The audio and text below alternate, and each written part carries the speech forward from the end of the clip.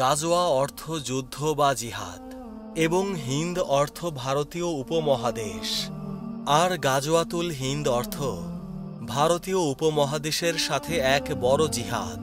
হাদিসে এসেছে, হযরত আবু হুরায়রা রাদিয়াল্লাহু তাআলা আনহু থেকে বর্ণিত, আল্লাহ রাসূল সাল্লাল্লাহু আলাইহি ওয়াসাল্লাম বলেছেন, অবশ্যই তোমাদের একটি দল হিন্দুস্তানের সাথে জিহাদ করবে। আল্লাহ সেই দলকে সফলতা দান করবেন। তারা পুরো হিন্দুস্তান দখলে আনবে। আল্লাহ ওই দলের যোদ্ধাদের জাহান্নামের আগুন থেকে মুক্তি দেবেন এবং তাদের সফলতা দান করবেন। আবু হুরায়রা রাদিয়াল্লাহু তাআলা আনহু বলেন, আমি যদি ওই যুদ্ধে অংশগ্রহণ করতে পারি তাহলে আমি আমার সকল নতুন পুরাতন আসবাবপত্র বিক্রি করে দেব এবং জিহাদে অংশ নেব, কারণ ওই যুদ্ধে অংশ নিতে পারলে আমি হতাম জাহান্নামের আগুন হতে মুক্তিপ্রাপ্ত আবু হুরায়রা। রাসূল পাক সাল্লাল্লাহু আলাইহি ওয়াসাল্লাম তখন মুস্কি হাসলেন এবং বললেন, হে আবু হুরায়রা, তা তো অনেক দূরে, বহু দূরে। অন্য হাদিসে এসেছে, গাজওয়াতুল হিন্দের যোদ্ধাদের বদর ও উহুদের যুদ্ধের সমান সম্মান দান করা হবে। সুবহানাল্লাহ। আর হাদিসগুলো থেকে জানা যায়, শেষ জামানায় হিন্দুস্তানের সাথে মুসলমানদের একটা বড় যুদ্ধ হবে। সেই যুদ্ধের সৈনিকরা জান্নাতে যাবে। তারা ওই জিহাদের মাধ্যমে পুরো হিন্দুস্তান দখল করবে এবং ইসলামী রাষ্ট্রবিধান কায়েম করবে। সেই যুদ্ধটাই হলো গাজওয়াতুল হিন্দ।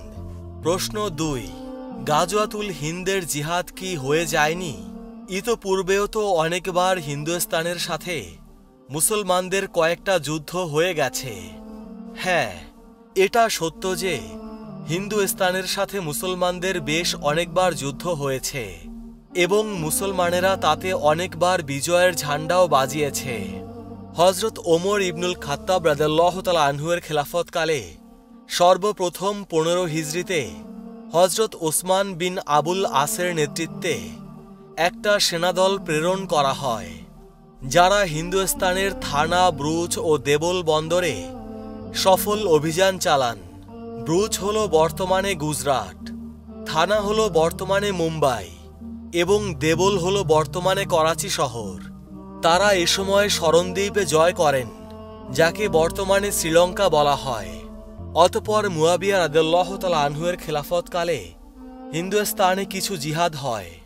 এরপর 93 হিজরিতে খলিফা ওয়ালিদ বিন আব্দুল মালিকের আমলে মুহাম্মদ বিন কাসিমের নেতৃত্বে সিন্ধু ও হিন্দুস্তান কিছু বিজয়ী হয়।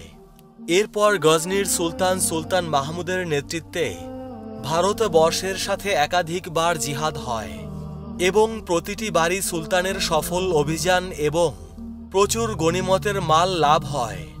এরপর সুলতান মুহাম্মদ ঘুরিয়ের নেতৃত্বে একাধিক জিহাদের মাধ্যমে হিন্দুস্তানের বেশ পতন হয়।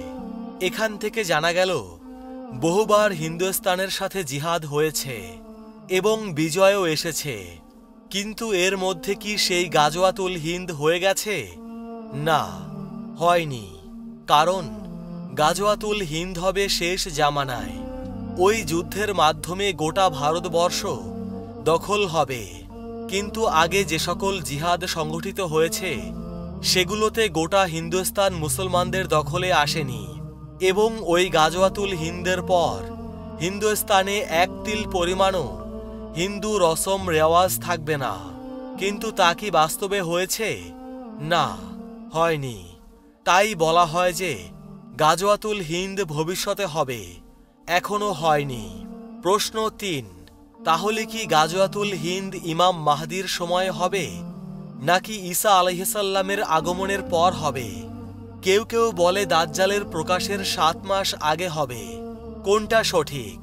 আমাদের মুসলিম উম্মার এক অংশ দাবি করেন যে গাজওয়াতুল হিন্দ ইমাম মাহদির রাজত্বকালে তার নেতৃত্বে হবে এবং গাজওয়াতুল হিন্দের যোদ্ধাগণ ভারতীয় উপমহাদেশের নেতাদেরকে শিকল পরিয়ে বেঁধে নিয়ে শাম দেশে যাবে এবং সেখানে গিয়ে তারা ঈসা ইবনে মারিয়াম আলাইহিস সালামের সাথে সাক্ষাৎ করবে। তারা মূলত এ দাবিটা করে 2টি কারণে। 1, আবু হুরায়রা রাদিয়াল্লাহু তাআলা আনহু এর হাদিসের ভুল ব্যাখ্যা এবং সাফওয়ান বিন আমর রাদিয়াল্লাহু তাআলা আনহু কর্তৃক দুর্বল জয়ীফ হাদিস। আব্দুল্লাহ ইবনে আব্দুর রহমান রহমাতুল্লাহি আলাই মুয়াজ বিন জাবাল রাদিয়াল্লাহু তাআলা আনহু থেকে বর্ণিত যে নবী পাক সাল্লাল্লাহু আলাইহি ওয়াসাল্লাম বলেছেন, মহা হত্যাযজ্ঞ, ইস্তানবুল বিজয় এবং দাজ্জালের আবির্ভাব ঘটবে 7 মাসের মধ্যে। ইবনে মাজা। মান নির্বাচনে হাদিসটি সহিহ নয়, বরং হাদিসটি জয়ীফ, কারণ তা অতি দুর্বল সনদে বর্ণিত এবং অনির্ভরযোগ্য।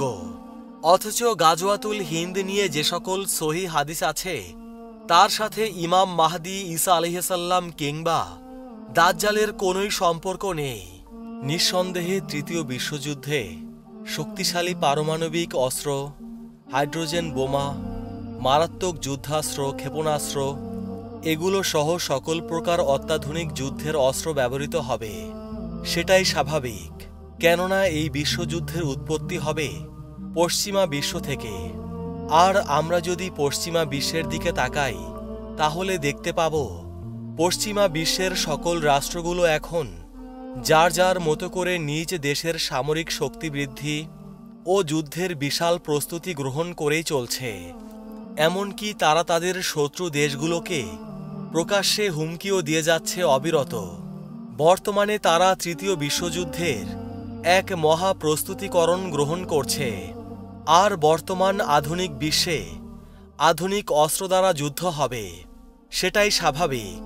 অতএব বোঝাই যাচ্ছে কতটা ভয়ঙ্কর আকার ধারণ করবে এই মহাযুদ্ধ।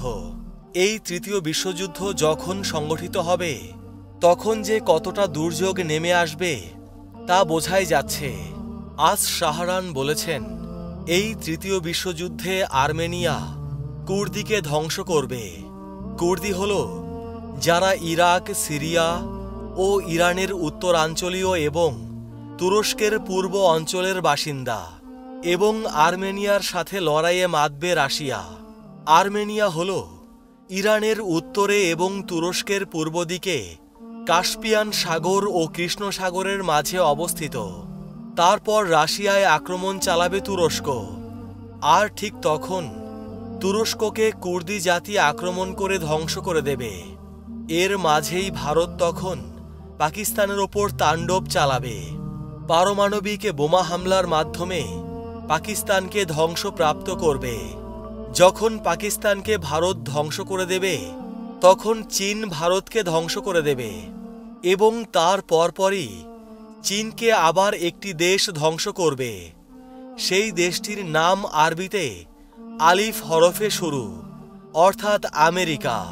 আমরা জানি পবিত্র কুরআনে বর্ণিত 44তম সূরা হল সূরা আদ-দুখান। দুখান অর্থ ধোঁয়া, আর এই সূরার নামকরণ করা হয়েছে সূরায় বর্ণিত ধোঁয়ার আগমন ঘটার কাহিনী হতে। বলা হয়েছে, আল্লাহ পাক ইরশাদ করেছেন, অতএব আপনি সেই দিনের অপেক্ষা করুন যখন আকাশ ধোঁয়ায় ছেয়ে যাবে, যা মানুষকে ঘিরে ফেলবে। এটা যন্ত্রণাদায়ক শাস্তি। হে আমাদের পালনকর্তা, আমাদের ওপর থেকে শাস্তি প্রত্যাহার করুন। আমরা বিশ্বাস স্থাপন করছি।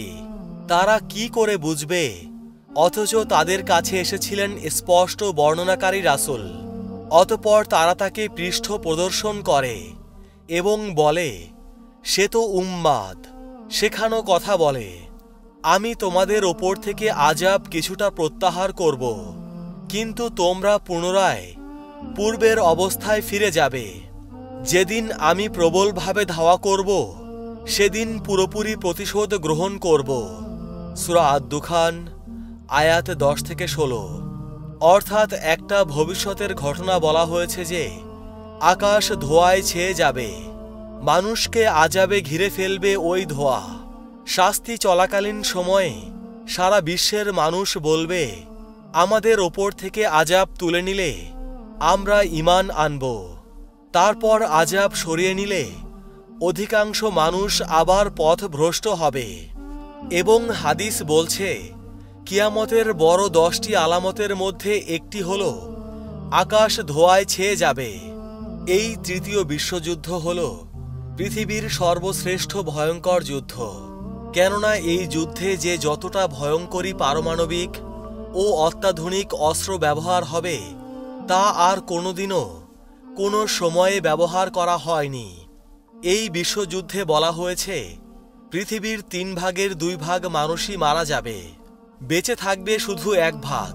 হাদিসে বলা হয়েছে ইমাম মাহদির প্রকাশের পূর্বে মহাযুদ্ধ হবে, পৃথিবীর অর্ধেকেরও বেশি মানুষ মারা যাবে। ইমাম মাহদি আগমনের সঠিক জ্ঞান রাখলেই বুঝতে পারবেন কি হতে চলেছে।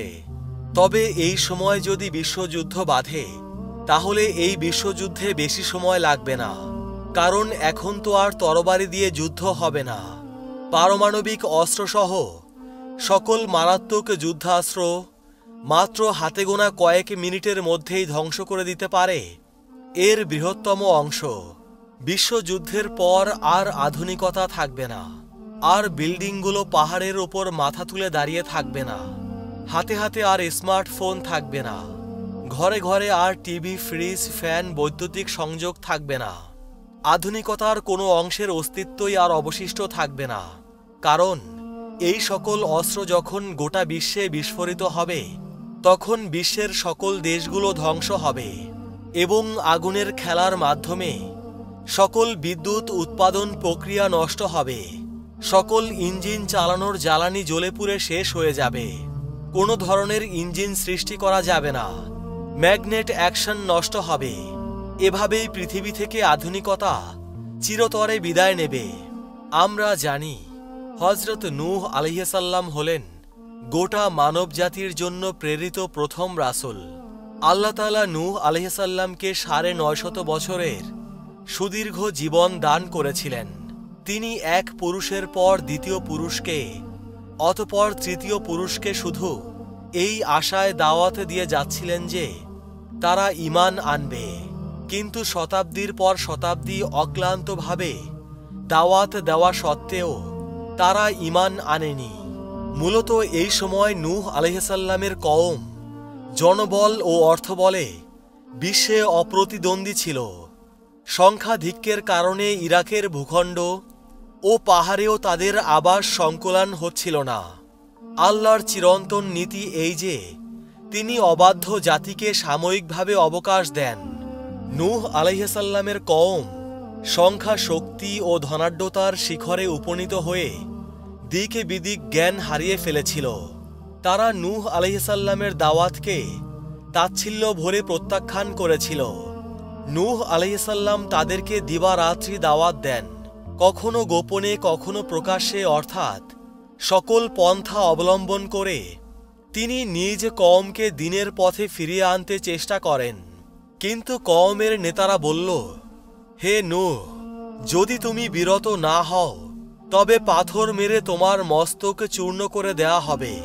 তবুও বারবার আশাবাদী হয়ে নূহ আলাইহিস সালাম সবাইকে দাওয়াত দিতে থাকেন আর তাদের জন্য দোয়া করে বলতে থাকেন, হে আমার পালনকর্তা, তুমি আমার কওমকে রক্ষা করো, কেননা তারা জানে না।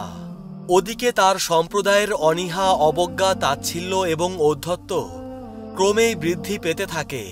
মুহাম্মদ ইবনে ইসহাক বলেন, নিহত কোনো নবী ব্যতীত অন্য কোনো নবী তার কওমের নিকট থেকে নূহ আলাইহিস সালামের মতো নির্যাতন ভোগ করেননি।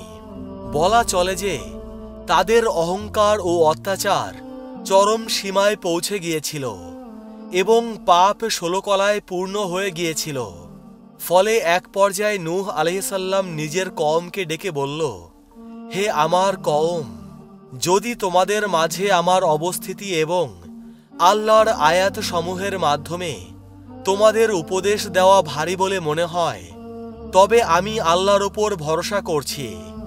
এখন তোমরা তোমাদের যাবতীয় শক্তি একত্রিত করো এবং তোমাদের শরীকদের সমবেত করো, যাতে তোমাদের মধ্যে কোনো রকম দ্বিধা সংকোচ না থাকে। অতঃপর আমার ব্যাপারে একটা ফয়সালা করে ফেলো এবং আমাকে মোটেও অবকাশ দিও না। এর পরেও যদি তোমরা মুখ ফিরিয়ে নাও তবে জেনে রেখো আমি তোমাদের কাছে কোনো রকম বিনিময় কামনা করি না। আমার বিনিময় কেবলমাত্র আল্লাহর নিকটই রয়েছে। আর আমার প্রতি নির্দেশ রয়েছে যেন আমি আত্মসমর্পণকারীদের অন্তর্ভুক্ত হই। কিন্তু তারপরও তারা তাকে মিথ্যা প্রতিপন্ন করল। বলা বাহুল্য যে এটা ছিল কওমের দুরাচার নেতাদের প্রতি নূহ আলাইহিসসালামের ছুড়ে দেওয়া চ্যালেঞ্জ, যার মোকাবেলা করা তাদের পক্ষে আদৌ সম্ভব ছিল না। এ সময় আল্লাহ পাক ওহী নাজিল করে বলেন, তোমার কওমের যারা ইতোমধ্যে ঈমান এনেছে তারা ব্যতীত আর কেউ ঈমান আনবে না, অতএব তুমি ওদের কার্যকলাপে বিমর্ষ হয়েও না। আল্লাহ বলেন, তাদের পাপ রাশির কারণে তাদেরকে প্লাবনে ডুবিয়ে মারা হয়েছিল, অতঃপর তাদেরকে কবরের অগ্নিতে প্রবেশ করানো হয়েছিল, কিন্তু নিজেদের জন্য আল্লাহর মোকাবেলায় কাউকে তারা সাহায্যকারী পায়নি। বর্তমান জামানায় আমরা দেখছি নূহ আলাইহিসসালামের জামানায় গজব এসেছিল দুইটি কারণে।